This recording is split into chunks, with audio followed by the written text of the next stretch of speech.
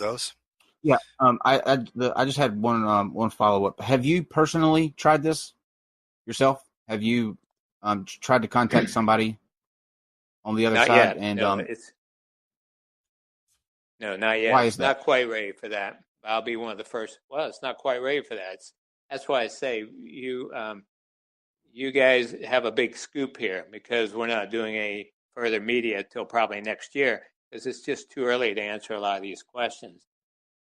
Here's my concern with that. My concern is I remember when I lost my grandfather. I thought the world had ended. I mean, I was lost without that. And if I had heard that there was a way, especially right after he had passed, to somehow keep in communication with him, I would have jumped at it.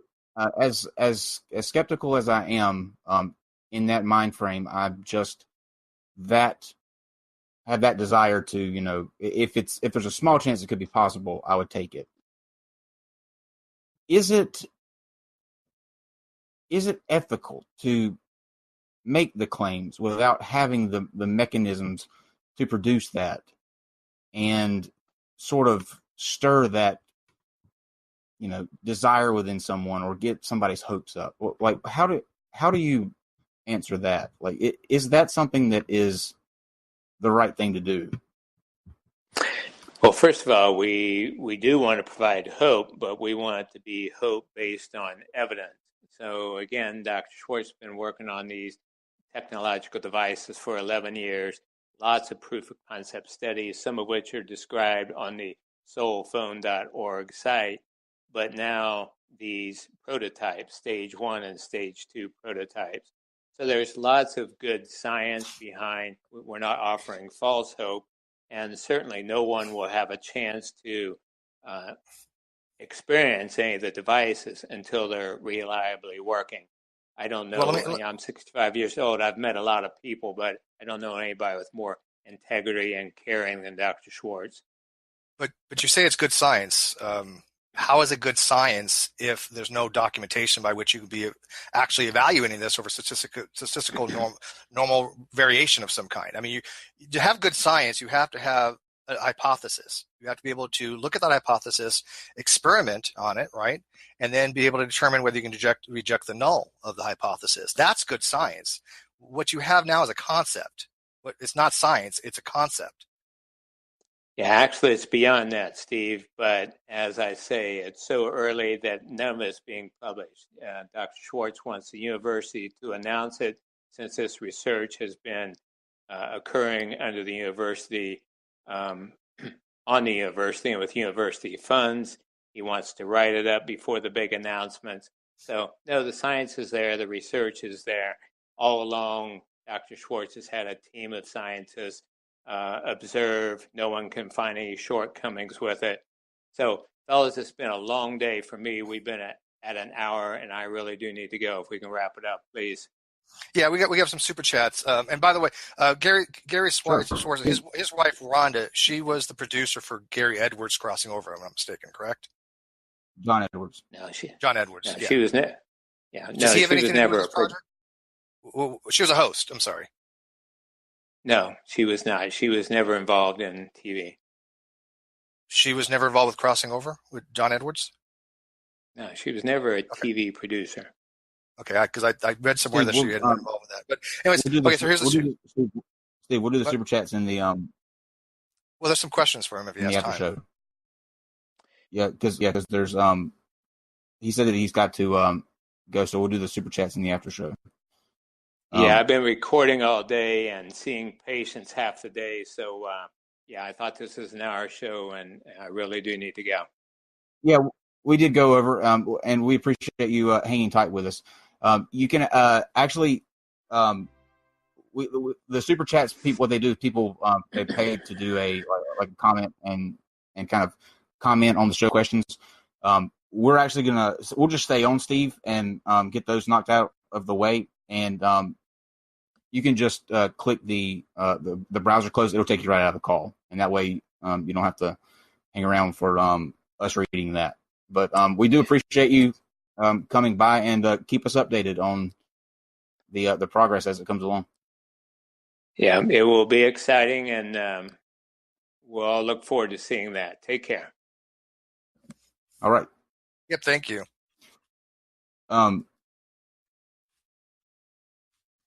Okay. So that went about as well as I thought. I thought it was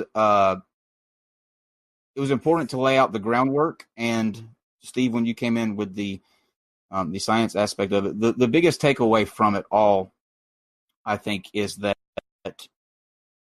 the claims of the science being there, but not able to to put forth what that science is. This stems from, and the reason that I kind of dived into his past is because what I see is it stems from an inert feeling when he was young. He always felt this sort of being different, this attachment to death and the afterlife. And this is just an example, I think, of a project that fit what his ideology was, or his views. But I'm a little disappointed because I knew he only had an hour, and I had asked you he only had an hour, and you said he didn't have as long as we needed, because I knew he was going to run after that. No, well, I knew tell me that he had. Yeah, no, I knew he had an hour. He didn't tell me he had said before that they only had an hour. So I really wanted to get to the questions because the questions were tailored for him. Well, how did I know he only had an hour? I don't know. He told us. Maybe you're clairvoyant too. I didn't hear that. I'm clairvoyant. It wouldn't matter anyway. The reason that I told him he could go ahead and go is because he is not going to put forth any kind of different answers than what he put forth. We sussed out everything that we could from him, and this would just be a game of him continuing to repeat what he just said. I don't know how you, if maybe you heard him say that he had an hour. I didn't hear him say that he had an hour. Well, not. What's that? He had told us before. I mean, in one of the correspondence, something I remember very specifically. He only had an hour because remember we were supposed to have an hour with him, then an hour with Landon, and which was a volcano thing after this. But Landon couldn't do it. You'll have to find that. Now I said that I want if we did Landon's episode, I want to keep it at an hour so we don't go over 3 hours. No, I remember somewhere down the line. But even still, I knew from experience, as soon as we start getting the hard hitting, that's when they're done. That's when they say, I have to go. That's a given. But the questions were directly for him, but unfortunately we can't ask him now. And I apologize to the people that have asked the questions, but we might as well get them out of the way anyways. Maybe we can kind of try to answer them. He wouldn't have answered it anyway. I know that's the whole point. I want to show that he can't answer these questions. That's the whole point of showing that this is a long con. I think we did that during the course of this interview, that he is not able to answer any serious question. It's all Dr. Schwartz. Dr. Schwartz has the answers. The guy wasn't going to put forth anything. And he said he was ready to go, so let him go. Yeah, to me, that fine. Like I said, I'm a lot more hard hitter. I mean, when it comes to the science, I expect when people make these kind of claims, I'm going to go for the jugular. That's it. I'm going to go for the jugular. And but anyways, let's get to the questions. We'll go for the super chats. Prodigy FX, $5. If there's such a thing as a credible medium, then why hasn't anybody claimed the James Randi $1 million prize? James Randi did that for a long time with JREF. That prize is no longer available because they figured after 20 years, and by the way, we know that nobody was ever going to claim that. And if somebody did get it, it was going to be just because of random chance. Because eventually, there is going to be somebody that wins something. Just like there's going to be one person that predicts the lottery numbers, and it's going to be completely random chance, but it's bound to happen, right? So it doesn't mean that they actually have that ability to do so. It just means they got lucky. Godless Engineer, $5. How does the soul retain information stored in organic brain cells? I have no idea. That's a great question.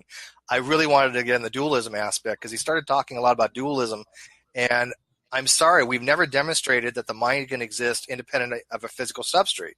That has never happened. There's no science that has ever said that, right? So for him to say that this is based upon science, I'm sorry, that's just wrong. It's just outright wrong. You can't claim something is science if you're not doing science. And science is an approach. Science is a methodological approach to things, right? There's no methodology here. If you can't explain the methodology, you can't claim it as science, right? Well, also, I'd like to point out, which hi everybody. Oh, hey, Like I didn't. I'm tabbed out, so I didn't see you sneak in. I'm not even looking at the vMix call, so cool. Well, also, I mean, the way that he described this quote unquote phone is a high frame, like a high speed camera is taking video of an area in front of a person or somewhere, and they're like asking questions, and then they tape for 10 minutes, and then they use computer software to search through all of the frames in order to find distortions in the light. And what I have to ask about that is, how do you determine between pareidolia and like what like an actual ghost?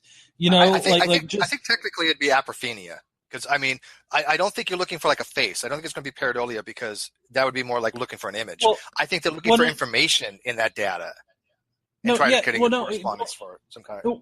Well, no, exactly. Like pareidolia isn't just faces, though. It's like it's noticing. It's when you notice image pattern of some kind. But the apophenia is when you have a pattern for the information, and I think that's more what they're going to be trying to do. And they're going to be trying to find. They're going to try to say, look, here's a correlation here that doesn't exist, or spurious correlations of some kind. Okay, Steve, have you watched any ghost shows at all? I used to do debunking with what's his name, Sci-Fake, who actually debunked. How many high definition ghosts have you seen on those shows? Like they are blobs. Right. I mean, if you have like random noise, right? If I just have white noise, like a TV, one of the old type TVs, and I see a pattern of some kind, I think I see a face. That's pareidolia. If I'm looking for a pattern in the data, saying, okay, here's my yes or no questions, and they say yes, or they say no, and I'm getting a statistical analysis, I'm looking for some kind of weird pattern out of all this. That's apophenia. That's not what they're doing, though. I was specifically talking. I was specifically talking about the visual detection element of it, and that would be pareidolia, not like I would think that what you're talking about would apply to asking the questions, but it wouldn't be like the visual aspect of it is what I was talking. Yeah. If you're looking for a face or something, then that. But you see, there's soul switch, which is the yes or no, and then there's soul video, which again, I knew there was like, I'm going to be like seeing my dead, uncle, right? And Kyle pointed out, is the voice going to be the same? No, there's nothing to relate that information to the individual that you're discussing with, right? I mean, there's no way. Yeah, of course it is. And the question that I have for you, Steve, do you still hold tight to the he honestly truly believes? Yeah, what did you feel? He honestly truly believes this. He is a true believer. He doesn't know enough about the science. He's just relying on Dr. Schwartz. Yeah. Go ahead, G. Here's the thing, though. Everything that he described in his quote unquote phone, they already do on the ghosty shows. Like with the Switch, you've got like a flashlight that you can adjust to where you barely have to touch it and it blinks on and off. You can ask no questions. They've even got like a little handheld thing that Ghost Talk or something? Huh? What is it called? Like a Ghost Talk or a Ghost Box? No, not EVP. A Ghost Box. Spirit Box. Thank you. Yeah. Huh? Yeah, the Spirit Box. Well, no. That's the thing. Okay, so the Spirit Box is basically where you have a handheld sort of speaker, and what it does is it quickly switches between the different bands of frequency. And then you're supposed to be able to hear the ghost come through in the static, basically the white noise, right? So that's what the Spirit Box is. No, what I'm talking about is they've got a separate handheld device. I can't think of what it's called right now. Watch any ghosty show, they have it. But it's a handheld device that I guess detects electromagnetic like changes or whatnot. And it is it an LED meter? They've got that. They've got that. That's similar. That's similar in function to the like light, the handheld flashlight. No, this one it actually associates like different changes with words. So basically, you ask a question and then you wait for this thing to give you like answers. And I have no idea the rationale behind whatever kind of fluctuations it's detecting and it translating it into words, because I sincerely doubt it's actually based on science. I feel like they have like a pre-programmed set of words factored in there that's set to different values, and then that is what comes